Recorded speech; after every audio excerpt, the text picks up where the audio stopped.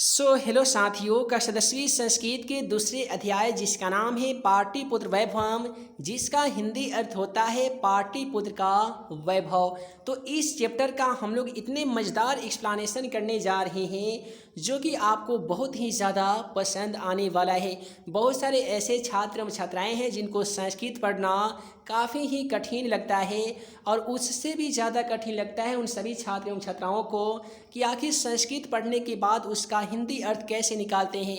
अगर आज का यह चैप्टर आपने शुरू से अंत तक देख लिया ना, तो विश्वास कीजिए आप इस चैप्टर में मौजूद सभी क्वेश्चन का आंसर भी जान जाएंगे और साथ ही संस्कृत किस प्रकार से पढ़ा जाता है और संस्कृत पढ़ने के बाद उसका अर्थ किस प्रकार से निकाला जाता है। इन सभी समस्याओं का आपका समाधान आज की इसी वीडियो में हो ही जाएगा। तो जैसा कि आप सभी को मालूम होगा कि हम लोग जितने भी पाठ चालू करते हैं तो पाठ की शुरुआत करने से पहले उसका हम लोग पाठ परिचय जान लेते हैं। तो प्रत्येक चैप्टर के जैसा इसका भी हम लोग सबसे पहले पाठ परिचय जान ही लेते हैं। तो दोस्तों पाठ परिचय क्या कहता है कि इस पाठ में बिहार की राजधानी पटना के प्राचीन महत्व का वर्णन करने के साथ साथ ऐतिहासिक परंपराओं में आधुनिक राजधानी के प्रसिद्ध स्थलों का भी निरूपण किया गया है। तो आइए इस पाठ को हम लोग चालू करते हैं। जैसा कि आप सभी देख पा रहे हैं कि संस्कृत में लिखा गया है बिहार राज्यस्य राजधानी नगरम पाटलिपुत्रम सर्वेषु कालेषु महत्वधारयत।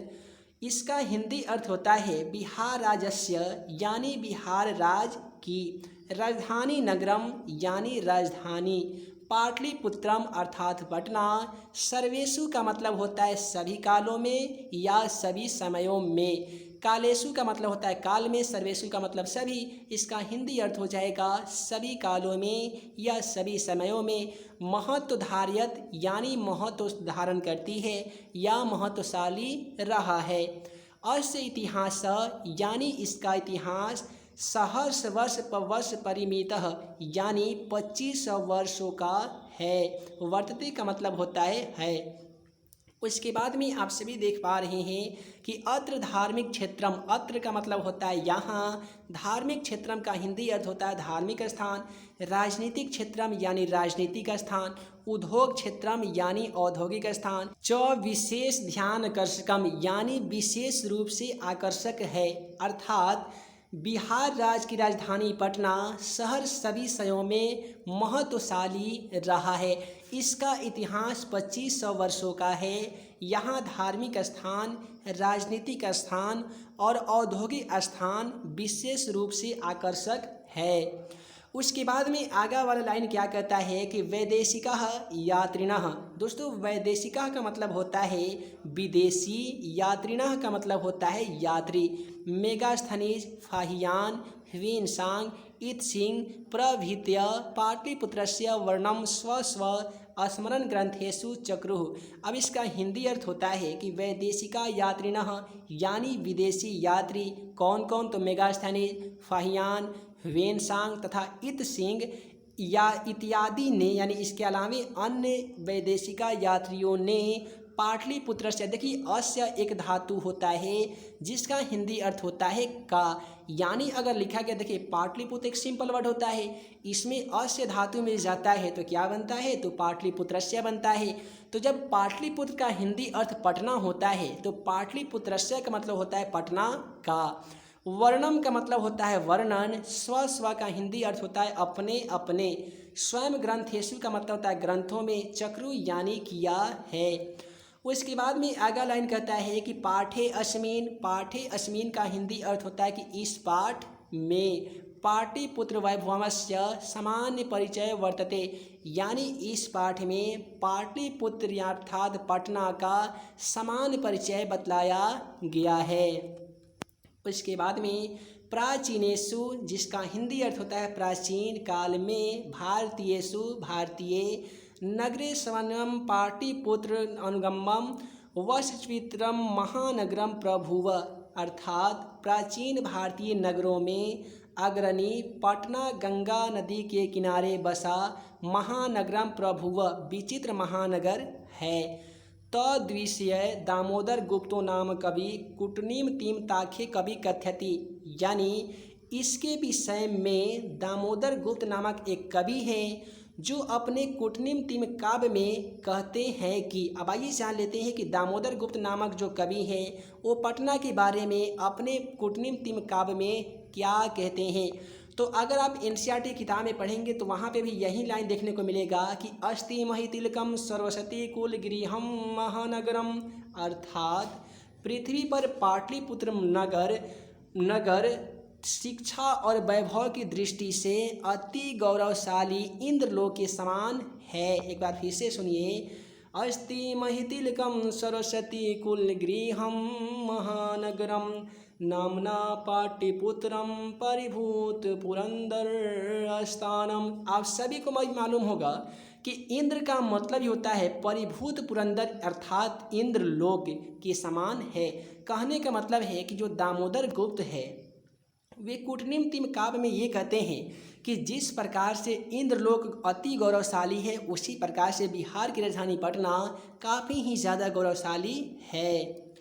उसके बाद में आगे का लाइन कहता है कि इतिहास से श्रूयते, इतिहासी का मतलब होता है इतिहास से, श्रूयते यानी सुना जाता है, यत की गंगा स्थिरे बुद्ध काले पाटलिग्राम स्थित आसीत, यानी इतिहास से ये सुना जाता है कि गंगा स्थिरे, गंगा के किनारे, बुद्ध काल के समय पाटलिग्राम नामक एक गांव स्थित था। यत्र च भगवान बुद्ध, यत्र का मतलब होता है यहाँ, च का मतलब और, भगवान बुद्ध यानी यहाँ भगवान बुद्ध बहुकृतवः समागतः, बहुकृतवः का मतलब होता है बहुत बार और समागतः का मतलब होता है आए हुए थे। तो इसको हम लोग आसान भाषा में बोल सकते हैं कि इतिहास से सुना जाता है कि गंगा के किनारे बुद्ध काल के समय में पाटली नामक एक ग्राम हुआ करता था। यहाँ पे भगवान बुद्ध बहुत बार आए हुए भी थे। तेन कथिमासीत यद ग्रामो अयम महानगरम भविष्यति किंतु कहलस्य अग्निदहस्य जलपुरस्य च भयात सर्वदक्रांत भविष्यति। लेकिन अब यहाँ पे जैसे भगवान बुद्ध प्रवेश करते हैं पटना में तो वे एक कथन कहते हैं, तेन कथिमासीत, वे कहते हैं कि यदि ये ग्रामो अयम यानी यह गांव महानगरम भविष्यति, भगवान बुद्ध कहते हैं कि ये गांव अर्थात जो पटना है ये आगे चलकर महानगरम होगा यानी बहुत बड़ा नगर होगा।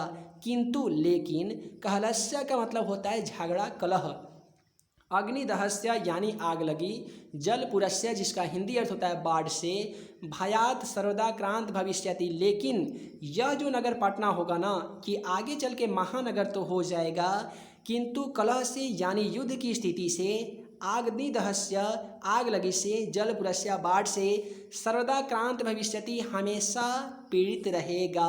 अर्थात इतिहास से सुना जाता है कि भगवान बुद्ध के समय गंगा नदी के तट पर पाटली नामक ग्राम अवस्थित था और भगवान बुद्ध कई बार यहाँ पे आए हुए थे।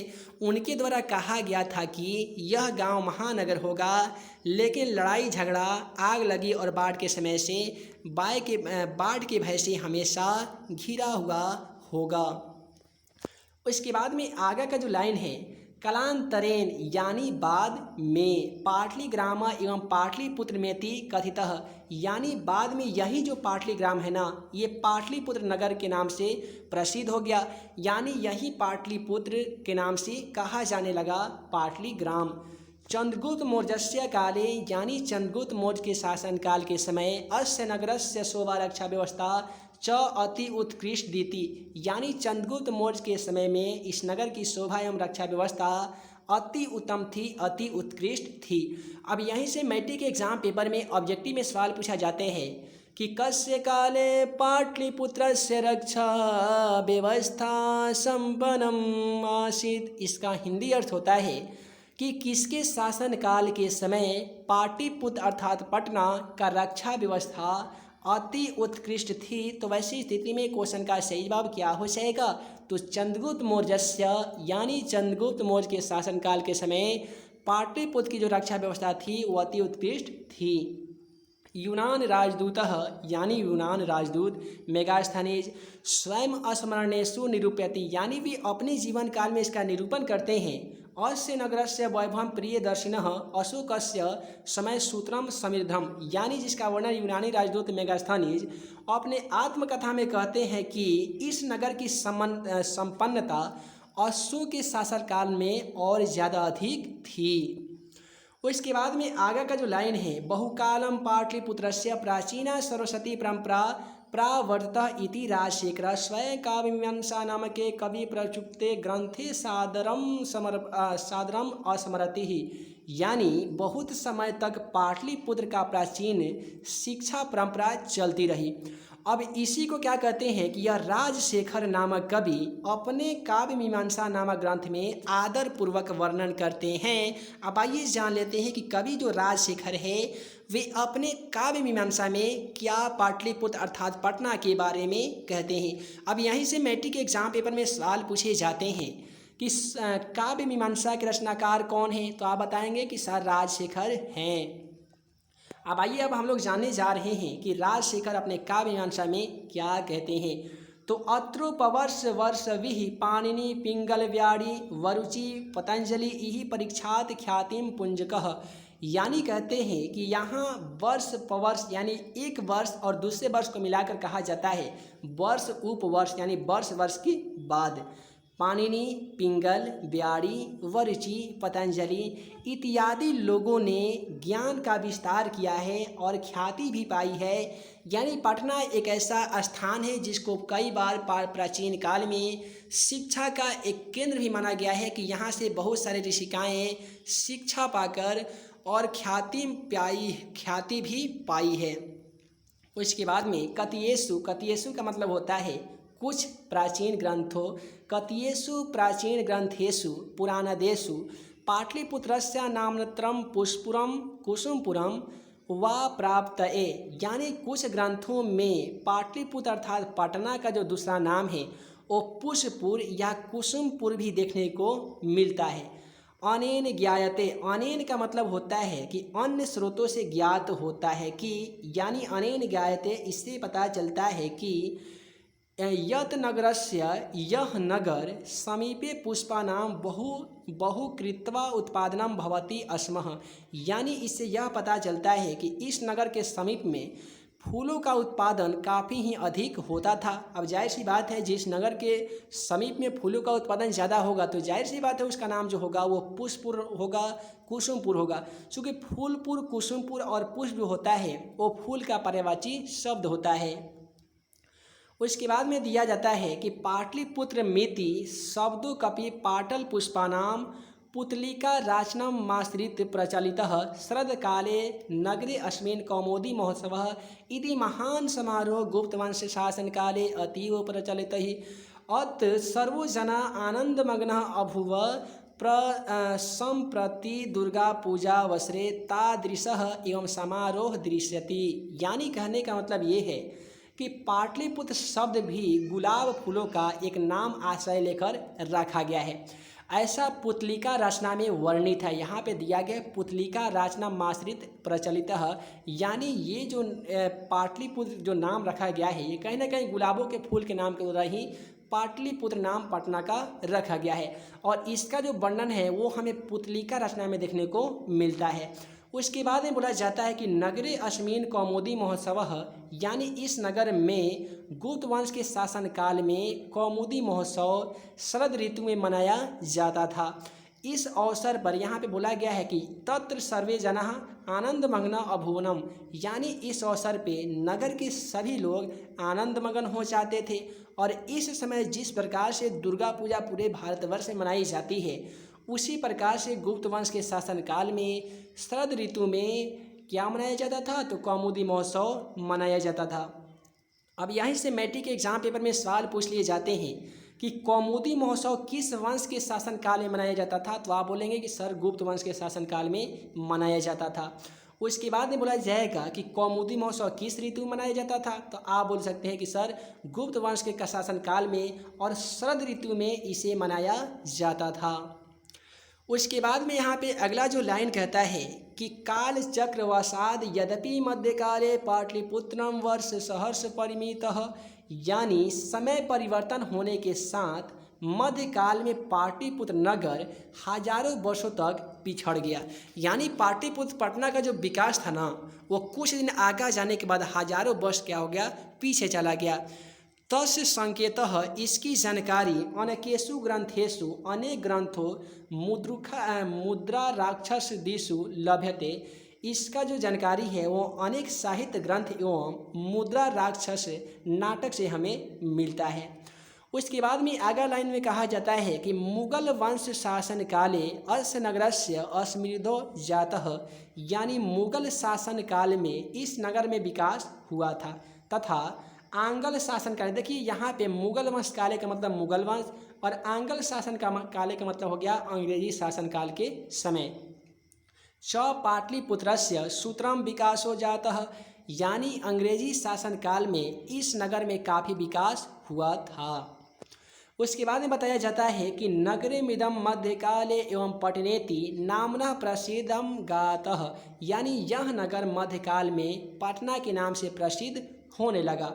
अयम च शब्दः, और यह शब्द पटनेति शब्दात् निर्गतः नगरस्य पालिका देवी पटन देवी अधपि पूज्यते, यानी नगर की पालन और रक्षा करने वाली पटन देवी आज भी पूजी जाती है और आज भी पूजनीय मानी जाती है। उसके बाद में आगे बताया जाता है कि संप्रति पाटलिपुत्रम अर्थात पटना का नाम नगरम जो है वो अति विशालम वर्तते, बहुत ही ज़्यादा विशाल मानी जाती है। बिहार राज्य राजधानी अस्ति, यानी इस समय पाटलिपुत्र अर्थात पटना का नगर नाम अति विशाल बिहार राज्य की राजधानी है। आए अनुदीन नगरम विस्तारम भवति, यानी आए दिन इसका विस्तार होते जा रहा है। अश्व उत्तरम, इस नगर की उत्तर दिशा में गंगा नदी प्रवहती, यानी गंगा नदी बहती है। तस्य ऊपरी, यानी ठीक इसी के ऊपर गांधी सेतु नाम एशिया महादेशस्य दीर्घतम सेतु किंच रेल यानी सेतुपूर्णम निर्म्यति वर्तते। इसी के ठीक ऊपर एशिया का सबसे लंबा पुल गांधी सेतु भी बना हुआ है, जिस पर रेल पुल का निर्माण भी हो रहा है और अब रेल पुल का निर्माण भी हो ही गया है। उसके बाद में बताया जाता है कि नगरे अस्मिन, यानी इस नगर में उत्कृष्ट, यानी उत्कृष्ट संग्रहालय उच्च न्यायालय सचिवालय गोलगृहम तारामंडलम औद्योगिक जैविक उद्यानम, जिसको चिड़ियाघर के नाम से हम सभी जानते हैं, मौजकालिक अवशेष महावीर मंदिरम इष्टति दर्शिना संति, यानी इस नगर में संग्रहालय उच्च न्यायालय सचिवालय गोलघर तारामंडल जैविक उद्यान मौजकालिक अवशेष एवं महावीर मंदिर इत्यादि दर्शनीय स्थल के रूप में माना जाता है। उसके बाद में बताया जाता है कि पाटलिपुत्र नगरे, यानी प्राचीन काले पाटना नगर में सिख संप्रदायस्य, यानी सिख संप्रदाय के पूजनीयम स्थलम 10वें गुरु गोविंद सिंह जन्म स्थानम, यानी इस पाटलिपुत्र पटना में सिख संप्रदाय के 10वें गुरु गोविंद सिंह का भी जन्म पटना में ही हुआ है, जो आज ही पूजनीय है। उसके बाद में बताया जाता है कि तत्र देशस्य तीर्थयात्रिणः दर्शनम मायन्ति, यानी बहुत सारे देश के अनेकों देश के विभिन्न लोग तीर्थ यात्रा करके दर्शन के लिए यहाँ पे आते हैं। उसके बाद में बताया जाता है कि एवं पाटलिपुत्रम, यानी इस प्रकार पाटलिपुत्र अर्थात पटना प्राचीन काल से आधावधि विभिन्नेषु क्षेत्रेषु वैभवम धारयति, विभिन्न क्षेत्रों में वैभव धारण किए हुए है। सर्वोच्च संकलित रूपेण संग्रहालय दर्शनमिति पर्यटन मानचित्रे नर्मिदम महत्वपूर्ण, और संग्रहालय के समान दर्शनीय है। पर्यटन की दृष्टि से यह नगर अति उत्कृष्ट माना जाता है। तो आज की इस वीडियो में हम लोग काफ़ी ही मज़ेदार तरीके से इसका फुल एक्सप्लेनेशन देख लिए हैं। आप जल्दी से सभी छात्र एवं छात्राएं वीडियो के नीचे जाकर कमेंट बॉक्स में बता दीजिए कि कितने जल्द अगले पार्ट का आपको एक्सप्लेनेशन चाहिए, या इस चैप्टर में स्थित जितने भी क्वेश्चन आंसर आपके बोर्ड एग्जाम के लिए काफ़ी इंपॉर्टेंट है या उसका इंपॉर्टेंट क्वेश्चन आंसर चाहिए, या इस चैप्टर में स्थित सभी MCQ अर्थात ऑब्जेक्टिव क्वेश्चन का अगर आपको एक्सप्लेनेशन चाहिए, तो जो भी आगे आने वाले वीडियो के लिए इंतजार इंतज़ार करने जा रहे हैं। जल्दी से वीडियो को लाइक कर लीजिए, साथ ही चैनल पे नए होंगे तो चैनल को सब्सक्राइब करने के साथ बेल आइकन को दबा दीजिए, ताकि मैथ एंड मैजिक टिप्स के द्वारा अपलोड की गई हर वीडियो का नोटिफिकेशन आप सभी को मिल सके और आप हमारे द्वारा बनाए गए सभी सेट का इम्पोर्टेंट ऑब्जेक्टिव के साथ सब्जेक्टिव क्वेश्चन का वीडियो देखने को मिल सके। तो हे दोस्तों, मैं मुकीम अंसारी जल्द मिलूँगा अगले वीडियो में नए एनसीईआरटी के चैप्टर के सॉल्यूशन के साथ। तब तक के लिए वीडियो देखने बहुत बहुत धन्यवाद।